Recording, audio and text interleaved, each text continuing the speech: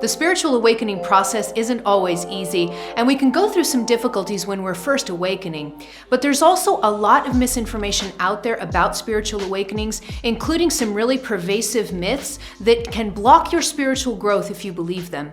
In this video, I'm going to help you bust the 11 most common myths about spiritual awakening so that you never again let these myths hold you back from your true potential. Coming up,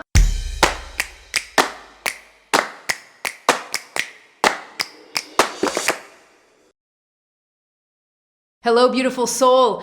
This is Christina Lopes, the Heart Alchemist, here to help you open your heart, heal your past, and live with purpose. If you're new to my videos, click on that subscribe button and also on the bell so you get notified as soon as I publish new content. And don't forget to follow me on Instagram also, where I publish tips that you're not going to find here on YouTube. Okay, let's get to the 11 myths about spiritual awakenings. Myth number 1 is it's all bliss. Now, I hear this one so much, and I actually have a lot of my clients first reach me because they believe in this myth, and then they need to come and work with me because things kind of fall apart. So what ends up happening is a lot of times for so many of us, one of the first stages of the spiritual awakening process is that we feel bliss, we feel connected, we feel just open to the universe, to God, to whatever you want to call it. We feel connected to all things. We just feel happy and joyful. We don't feel alone anymore. So this bliss phase is really common at the beginning of a spiritual awakening. And I went into these stages of spiritual awakening, especially the bliss, but also other stages in one of my most watched videos ever. It's this one here on the 6 stages of spiritual awakening. So I'm going to leave the link to that in the description box below. If you haven't seen that video, you're going to want to see it because that'll get into more details on what the stages are. But bliss is certainly one of the stages. A lot of us go through it, but here's where things get complicated and why this is a myth. Why the whole it's all bliss is a myth. Because what generally happens is when your awakening is triggered, you'll go into this bliss phase, you'll feel super connected to all that is, you'll feel connected to your soul, all these wonderful things start happening. But then inevitably what ends up happening is after the high, boom, you'll crash. It's very common. And this is what I also talk about in that video. It's called the purge, or the dark night of the soul is a common way of referring to this too. So a lot of times people reach me when they're going into that purge phase, when they're crashing after their high, but they reach me in a state of despair because they think they're doing something wrong. They email me, they reach out to me and they say, you know, I was doing so well, I was feeling totally connected to the universe, and now suddenly I feel these horrible things like despair and sadness and all of these things, and I just want to get back to the bliss. And so this is why this is a myth, because it's not true. You can't stay in the bliss phase forever. These highs and these lows, they are a part of the spiritual awakening. So myth number 1, we are busting. Spiritual awakenings do not just contain bliss. Okay, so let's bust that. Bing, bing. You know, spiritual awakening myth number 1, boom, has been shattered. It's not just bliss. And if it is just bliss, I always tell people, ding, ding, if it is just bliss, and if you're just feeling the high, more likely than not, you're going into a repression or dissociation because you don't want to see the shadowy aspects of yourself that also need to be worked on through a spiritual awakening, okay? So a spiritual awakening isn't just bliss. There are highs and there are lows, and you're going to have to work through them. That is a more authentic spiritual awakening. So myth number 1 has just been busted. You're not doing anything wrong if you crash after the bliss phase. In fact, you're doing everything right. Your soul is now triggering you. Your soul triggered your awakening for you to go up and feel that connection and feel that there's so much more to life than you thought there was. But then your soul will also trigger you to come down into the bottom of your pot or your pit, because down there you got things to clean up that you haven't cleaned up. And part of the spiritual awakening process is for sure deep cleaning, deep cleaning of the pit so that you can come up into ascension with more lightness in your energy. All right. So there's nothing wrong with the ups and downs. You're doing it right. Myth number 2 is kind of a continuation of myth number 1, but myth number 2 is is feeling negative emotions is bad. Okay, so we see this in a lot of spirituality circles. There's a lot of spirituality circles where there's a sort of a superficial spirituality where everybody just wants positive vibes, just really high vibes, everybody, no negative vibes here. I hear this sometimes in some spiritual circles, and this is not genuine or authentic spirituality at all, because again, you can't just be in positive emotion all the time. You're a freaking human being, and human beings feel good sometimes and they feel like crap sometimes, and that's okay. So this idea that feeling negative emotions means you must be doing something wrong is an absolute myth. Bust, boom, boom, boom. Let's bust that. Let's bust that myth right now. Not true. In fact, you are doing really well if you start to feel these negative emotions. Like what emotions am I talking about? Sadness, fear, despair, rage, anger, all kinds of things. What's called negative emotions, and I like to use air quotes when I say negative emotions, because there really isn't such a thing as negative emotions. There are just emotions, all right? And you have to learn how to work with them. Part of the spiritual mastery is learning how to work with emotional content without judging it good or bad. So you get to a point where you learn to sit and heal your anger in the same way that you could sit with your love or your joy, okay? You can sit with despair with the same amount of love that you can sit with happiness, okay? So all emotions that you feel, they're held with love and they are held with just tenderness. There's no pushing away. Because here's the thing, the moment that you start judging an emotion bad, the likelihood is you're going to push it away, you're going to reject it, you're not going to want to feel it, you're not going to want to see it. And the moment that you do that, you start tearing yourself apart, which is precisely what the spiritual awakening is helping you not do. It's helping you integrate yourself. You've been disconnected for a really long time before the spiritual awakening. So what the spiritual awakening does is it initiates a process of integration, of coming into wholeness, of coming into unity. I can't do that if I'm judging certain parts of me or certain emotions good or bad, okay? So this myth has been busted. If you feel negative emotion during a spiritual awakening, sometimes we feel profoundly negative emotions, sometimes for extended periods of time. That is okay. You're not doing anything wrong. And the only thing that you need to remember is that every time you feel a negative emotion, you are to embrace it, to sit with it, to give it space with the same type of tenderness that you would if you were feeling a positive emotion, joy, happiness, whatever, okay? So this is what's called equanimity in Buddhism, okay? So you're going to hold all of your emotions equally. None of them are better than the others, all right? So this myth has just been busted. Myth number 3 is that it's dangerous to open up to spirit. Now, I hear this myth mostly from people who come from religious backgrounds, all right? Because there's a lot of people awakening on the planet right now who were raised in religion. And so now they're waking up to spirituality. They're leaving religion behind, but they're still really heavily templated with religious beliefs. But even if we didn't grow up religious, chances are you probably still do have these religious templates on you just because of our culture, our society, the movies we watch. So horror movies about possessions and God knows what and ghosts and all of these things. There's plenty of horror movies out there about the spirit world. And so even if you weren't born into religion, you probably carry some of these templates and these programmings in you, okay? Now, you have to understand why these started in the first place, okay? So the idea that opening up to spirit is dangerous comes from religion. And the reason that religion started disseminating this false truth, or this false belief, not false truth, false belief, the reason that religions pervasively spread this out is because the moment that you realize you don't need an intermediary, the moment that you realize that you can open up to spirit, to God, to source, to your angels, to your guides, you yourself, all by yourself, the moment you realize that, you wouldn't need to go to a temple or a church. You wouldn't need religion for anything at all. And so those beliefs were instituted in religion to keep people away from their own connection to source so that they went through an intermediary all the time, okay? You have to understand the origins of these beliefs, because that's how it helps you unplug from them. It's not absolutely, first of all, everything is spirit.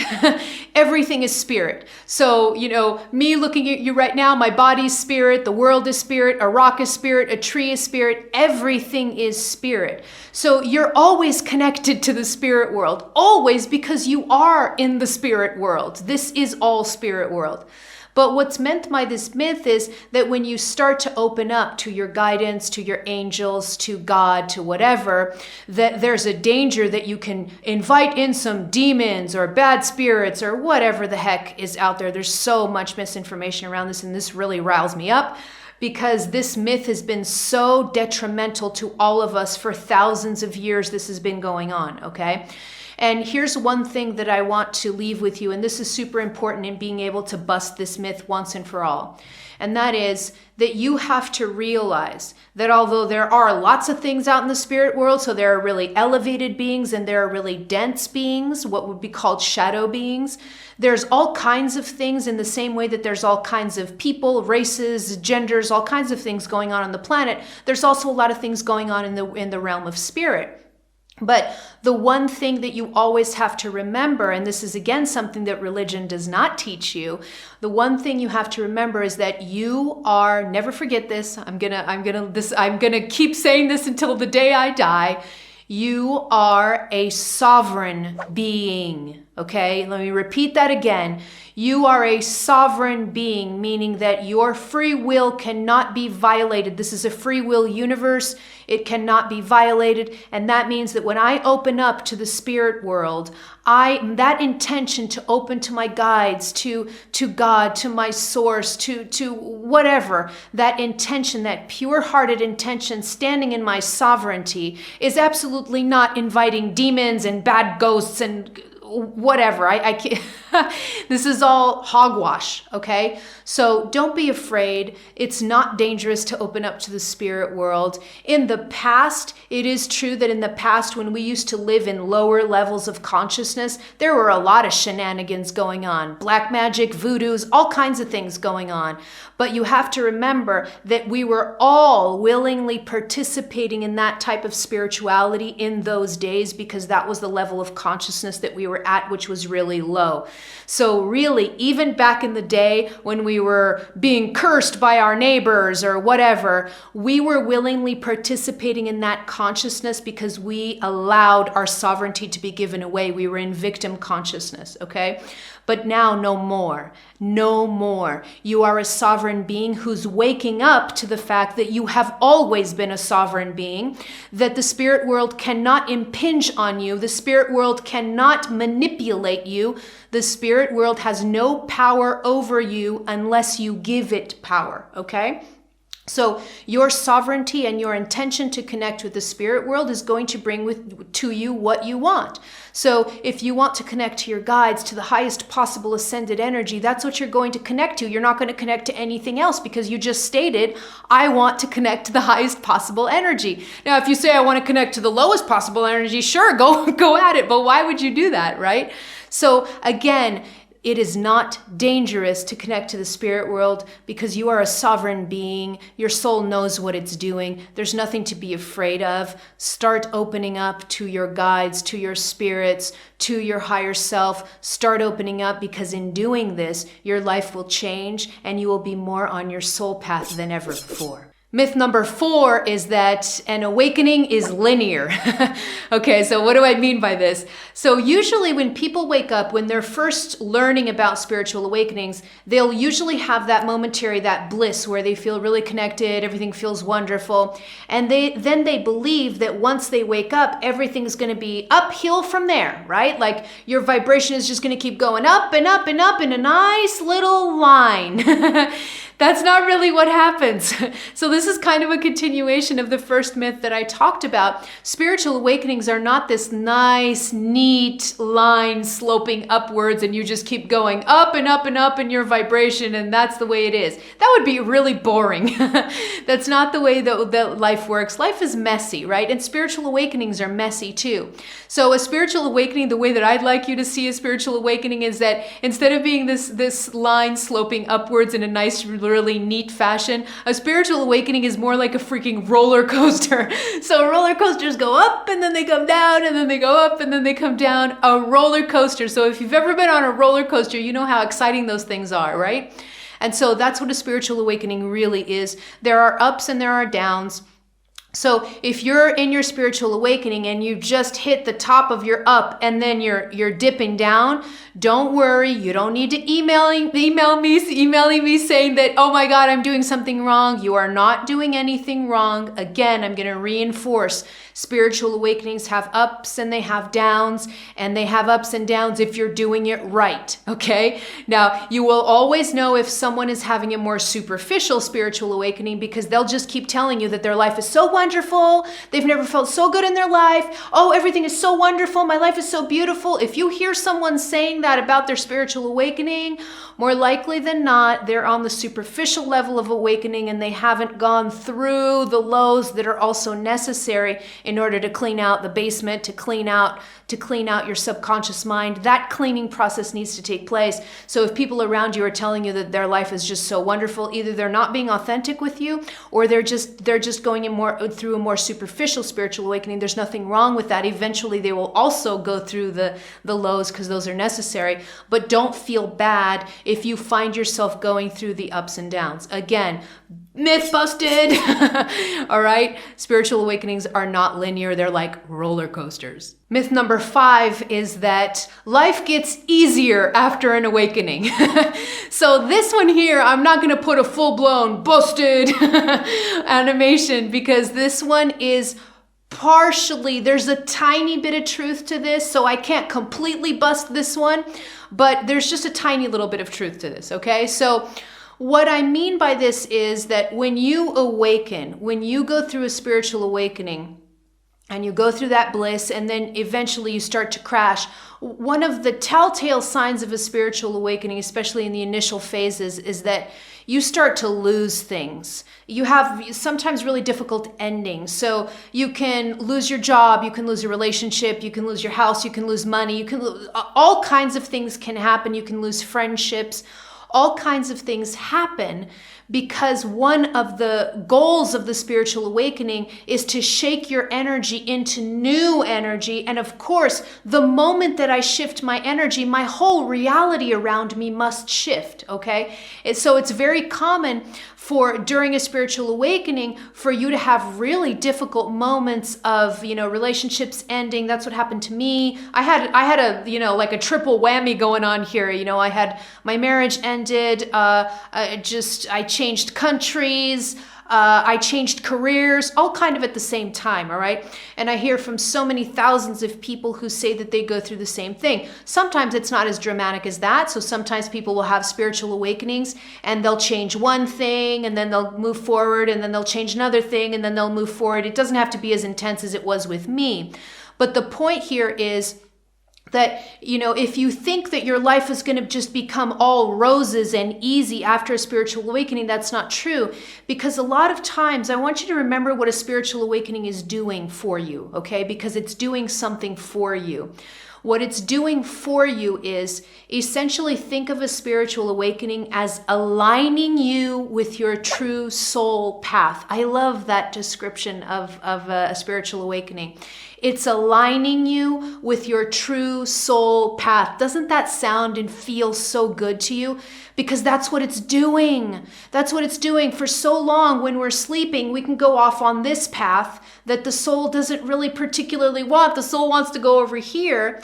It'll put up with your ego and it'll say, okay, fine, go down that road for a while. But then eventually the soul at one point says, all right, enough is enough. Click, I'm going to wake you up. And you wake up. And then you have to adjust course, okay? So a spiritual awakening will align you more with your authentic soul path. And sometimes, especially when you're course correcting, it's not easy. It's not easy at all. I could tell you from personal experience and working with hundreds of clients, it's not easy to make these adjustments because, again, you're going to have to end things. You're going to have to change things. You may have to have difficult conversations with people. You may have to change relationships around you, how you relate to people. You are changing completely. So your personality may be changing. Your likes and dislikes may be changing. All of these things are changing. And if there's one thing you have to remember about the ego is that the ego does not like change. Neither does a wounded inner child. So if you have a wounded inner child and an active ego, none of these components are going to like change. So the more change is occurring in your outer environment during a spiritual awakening, the more you can freak out, okay? So no, the part that's busted about this myth is that no, life doesn't get easier, especially when you're going through the initial phases of the spiritual awakening. There can be a lot of discomfort and a lot of things changing, and just a lot of difficulties sometimes during the spiritual awakening. Now, the tiny bit that is true is that eventually, as you make these changes and your vibration starts to rise, as I heal and I just go to the bottom of my pit and I say, I am willing to see and heal everything that I need to see and heal within me.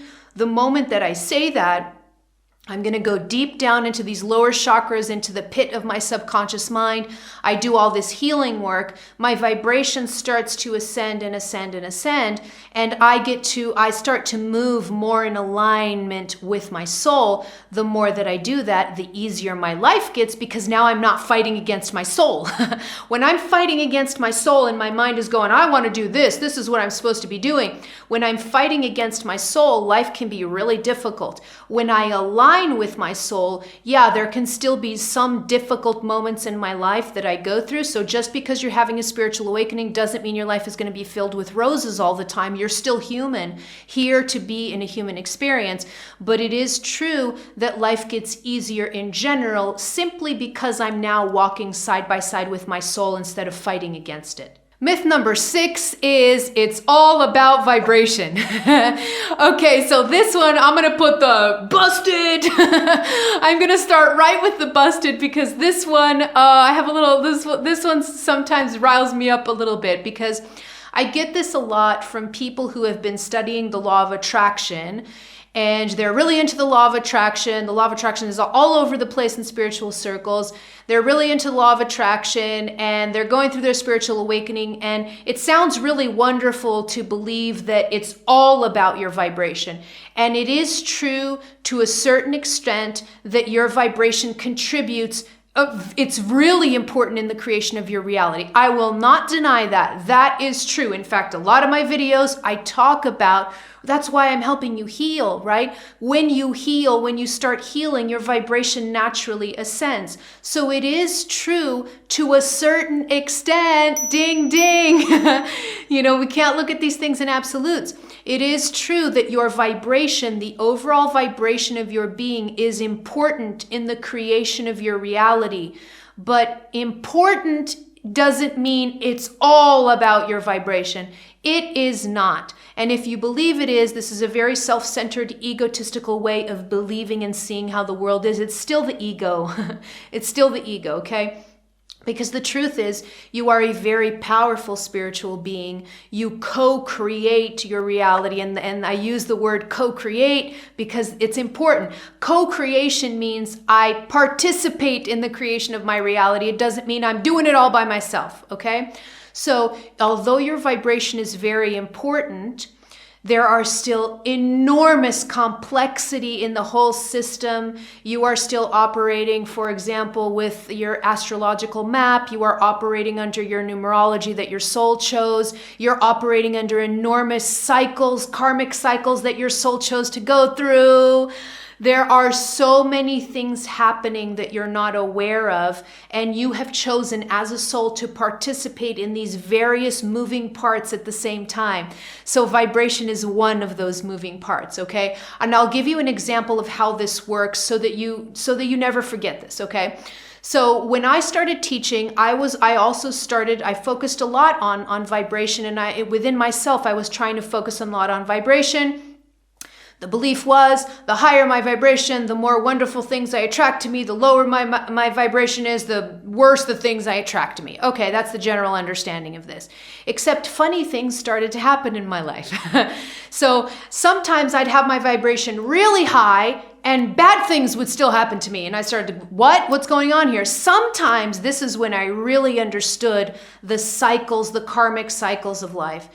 I remember my vibration was high, keeping my vibration high, really light, and my money was still dwindling from my bank account. I lost everything multiple times during my spiritual awakening. I lost everything. I had $0 in my bank account, literally, okay? And my vibration was high, but then something funny happened. During one of the most difficult times in my life, where my vibration was so low, I couldn't even get out of bed. If you could believe this, I was bedridden for a month during one of the most difficult phases of my spiritual awakening. And it was precisely when I was at my worst that the universe started delivering abundance to me. And after I witnessed this happening to me, and I noticed that the reason that was happening, it wasn't because of my vibration. It was because I had just completed a major cycle in my life. And so once I was freed from that cycle, the universe started bringing in abundance, even though my vibration was low, okay? So this is just a little story from my own life to illustrate to you that your vibration isn't everything. So if you're feeling bad, if your vibration is low, please don't start freaking yourself out saying, oh my God, I'm going to attract bad things if my vibration stays like that. I got to pull myself up. Again, you will only be tearing yourself apart if you do this. Do not fight against the natural emotional content that you have within you and that you're processing, okay? So again, vibration is a part of creating your reality. It's not everything. There are a lot of moving parts. So no, it's not just about your vibration. Myth busted. Myth number 7 is the ego dies. I get a lot of emails from people who they start their spiritual awakening and for some reason they believe that their ego is just going to die and it's supposed to die. And then they reach out to me totally frustrated because they're trying to meditate. They've been meditating for hours and hours and hours and hours and their ego is still alive and well. So they reach out to me and again, they think they're doing something wrong. But the only reason they think this is because there's this pervasive myth that spiritual enlightenment, and I don't even like to use the word enlightenment, so I'm going to use it in air quotes. There's this myth out there that enlightenment means your ego just dissolves. And there are some spiritual teachers, some of which I really respect, like Eckhart Tolle. He talks about this and he really does believe. To him, he says he doesn't have an ego and he believes that you know, the ego can dissolve once and for all, that you don't need an ego. And, you know, I respect him for that. He's a great teacher and I really love his messages. I just disagree with him on this, and I disagree with teachers who believe that this is true in this precise moment for the majority of us. I'm not saying that there aren't some gurus out there that maybe don't have an ego, but I'm talking to regular people. And for regular people like me, what's more likely to happen is that the ego will dissolve and rebuild. Dissolve and rebuild. And this may happen multiple times across your spiritual awakening. It's happened to me multiple times. Now, what's interesting is that if you're doing your spiritual work, if you're working with your energies, if you're working with your soul, if you're surrendering, if you're trusting, if you're doing your work, what's going to happen is the old ego is going to dissolve. Your old identity structures, that's what the ego is. Your sense of identity will dissolve. I can call it that instead of calling it an ego. Your sense of identity dissolves. There's a little bit of a lull, a little period of pause, and then a new sense of identity develops again. Each time that this happens, though, if you're doing your work, and the reason that I say this is because sometimes if you have an initial awakening, your ego starts to dissolve, but then you freak out and you try to block the awakening and you're like, nope, not doing this. No, not doing this. Your ego can then rebuild itself to be even stronger than it was before. But that's not you, because if you've been following my videos, you are most certainly not doing that. You're doing your work, you're going through your spiritual path, you're surrendering to this development, you're doing your thing, right? And so for you, what's going to happen is the ego dissolves. When it rebuilds in a more flexible way. So each time your ego falls and then rebuilds, it becomes more flexible. more pliable, more surrendered. It allows itself to be a tool of the soul instead of thinking that it's in command and that it's the one that's doing everything that it wants. The ego becomes softer every time it dissolves and rebuilds. It becomes softer, more flexible, more surrendered, willing to be a tool for the soul to use. Okay, so that's more likely than not what's going to happen to you. Your ego's not going to die. It'll just dissolve and be born anew in a more flexible and beautiful way. Myth number 8 is it's all about gaining. So sometimes when we have spiritual awakenings, I think because awakenings have been glamorized a little bit, and especially because the law of attraction thing, The Secret, the law of attraction came in, and suddenly people started using the law of attraction to attract millions and buy Ferrari, and all these other things were going on within a lot of spiritual circles. What ended up happening was when people started to awaken, they started to falsely believe that they were going to get more, to just gain from a spiritual awakening. So the belief is that when I wake up, when I become awakened, I'm going to become a millionaire and own a Ferrari and have all these things and have a wonderful relationship, attract my ideal soulmate, whatever it is, okay? So there's this false belief that spiritual awakenings are all about gaining things, okay? But I actually view a spiritual awakening precisely the opposite. And so I'm going to bust this, I'm going to bust this myth right now. One of my favorite ways of looking at a spiritual awakening is in the same way that spiritual teacher Adyashanti sees it. I read, or I don't know if I saw a video of his or if I read in one of his books, when he talks about a spiritual awakening, he talks about enlightenment as being a fundamentally destructive process. And I love that. That is so true. It's been true in my life and the life of my clients. Think of a spiritual awakening as a fundamentally destructive process, not a constructive in a lot of ways, okay? Now, what does this mean? When you wake up, literally your soul starts to shed all of the things that no longer serve you. You lose one layer after the other, beliefs about yourself. It could be things, it could be literally just your structure, your mindset, what you thought about yourself. Your soul just starts shedding all of that layer by layer by layer. So you see, that's a destructive process, right? Your soul is getting rid of everything that's not true about your soul essence. Your soul is getting rid of all of the false assumptions about you, all of the inauthenticity in your life. It gets rid of it in one way or another. So a spiritual awakening is fundamentally a destructive process. And now that you know that, you won't be freaking out if you're going through a spiritual awakening and suddenly you start losing things instead of gaining them, especially at first, okay? Don't freak out. You're going to gain a lot of stuff for sure. You will eventually start gaining a lot more than you ever could when you were asleep. But especially when you're going through the main phases of the spiritual awakening, the first thing you have to do is you have to let go. So you have to allow your soul to just go through this destructive process and then let the gains come in when it's time, okay? But again, this myth is busted in the sense that it's not all about gain. You have to release and destroy first. Myth number 9 is that awakenings are fast. Oh man, I get so many emails from people saying, I've been at this spiritual awakening for a year now. I'm so tired of this.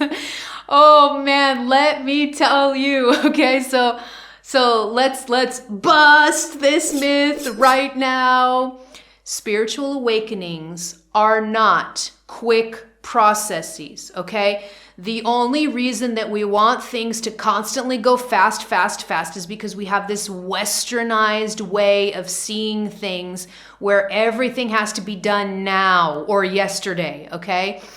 That's not going to happen with a spiritual awakening. More likely than not, a spiritual awakening lasts years, okay? My main spiritual awakening lasted 6, maybe 7 years. I've stopped counting. So the main process lasted years for me, and it's lasted years for so many people. I have clients who've been going through a spiritual awakening for 10 years, for 2 decades. It varies across different different people, different soul paths. The point is, the reason that I want to crash and just bust this myth is because unless you let go of that belief that this is supposed to be going faster than it is, you're actually holding yourself back, okay? Because you're resisting the speed of the changes however they want to go. Your soul knows at what pace it wants to go, and you've got to learn how to trust that. You've got to learn that everything is going at exactly the speed it is supposed to go for you. Whether you've been doing this for 1 year, 5 years, or 10 years, it doesn't matter. Your spiritual awakening is going as fast as it needs to go.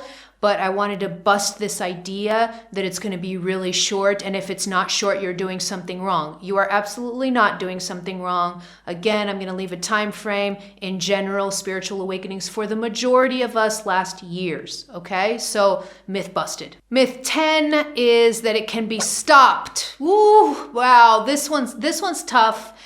Because a lot of the people that I work with, I've had clients before who have reached me in a really desperate state because they actually made the spiritual awakening worse for themselves because they were trying so hard to stop it, okay? So let's bust this myth right now. You cannot stop a spiritual awakening once it starts. In fact, the part of you were the one that triggered the spiritual awakening in the first place, beautiful soul. It was your soul, which is a part of you, a wiser part of you, might I add, okay? Ding, ding. Your soul is much more wiser than your mind. So if your soul triggered the spiritual awakening, it must mean that it must be because you were ready for it and it wanted to wake you up, and that's a beautiful, wise part of you. So why would your mind think that it's wise to try and stop a process that the soul has started? It's not going to work because your soul is so much more powerful than your mind ever will be. It will not work. And what it can end up happening is if you start resisting the spiritual process, you're actually going to delay your awakening more than necessary. You're going to block yourself, okay? So what I tell people is when you start to feel that resistance within you, when you start to feel your mind going, this is enough. I'm so tired of this. I want this to be over. You can hear that little voice starting to say that. That's your ego trying to pull back the reins on the spiritual awakening. Now you're going to know it's not possible. There's no point in even trying. And if you go with that story of the ego, you're going to make your spiritual awakening worse. So you're not going to do it. Okay? So myth busted. It cannot be stopped. Myth number 11 is that an awakening is dangerous. Okay? So all right, this one, it's a pervasive myth. I'm going to bust it right off the bat here. It's a little bit of the continuation of what I was just talking about in terms of the soul triggering the spiritual awakening. It's not dangerous. The reason that this myth is out there is because we were living in a very fear-based consciousness before, until recently, really. We're transitioning into a love-based consciousness now. When we were living in a fear-based consciousness, all of the information coming out was fear-based. So a lot of times what would happen is the soul would trigger a spiritual awakening in someone, and they can go through some difficult times. And when they went through some difficult times, that was deemed as an unsuccessful spiritual awakening. Oh my God, this is really dangerous. That person's going through a lot of difficulties. So therefore, it must mean that spiritual awakenings can be dangerous and you shouldn't try to awaken yourself. All of these things started going, okay? A lot of fear-based information. So the trick here is that whenever you read or see fear-based information, just turn your face the other way because it's not going to help you at all, okay? Spiritual awakenings are not dangerous. Again, your soul knows what it's doing. If your soul awakens you, it's because you are prepared on all levels to go through the spiritual awakening. Otherwise, your soul wouldn't push the on button. Your soul would never jeopardize your well-being. I mean, this doesn't make any sense. So if your soul triggers the awakening, it means that you are prepared to go through it in all levels. It doesn't mean that you won't go through difficulties. Of course, you may go through difficulties, especially if you have a lot of childhood trauma like I did, because when you have a lot of childhood trauma, you have a lot of pain to process. And so that makes a spiritual awakening sometimes harder than someone who had a great childhood, for example. But the difficulty of the spiritual awakening doesn't mean it's dangerous. And again, you will always be receiving the things that you need to receive at any moment in your spiritual awakening. I have so many people reach out to me. They say to me that they were going through a horrible, horrible spiritual awakening. Sometimes they didn't even know they were going through a spiritual awakening. And they just asked the universe to please help them. And then they were suddenly on YouTube and they started to see my videos pop up without even knowing who I was or what my videos were about. And that's how they found my channel. You see? This is just one example of what happens, how you are so guided. Everything that you need is given to you when you're going through an awakening, okay? So myth busted. It's not dangerous. It can be difficult, but it's not dangerous. You are always supported. The right help shows up when you need it, okay? So we are finished with these myths. Now I want to hear from you. Let me know in the comments below, which myth do you really or did you believe up until now? Let me know in the comments below. Click here to subscribe to my YouTube channel or head over to my website where you can download some free guided meditations. These are new. I have it over on my website. And click over here to watch the video on the 6 stages of spiritual awakening. All right, beautiful soul, I am out.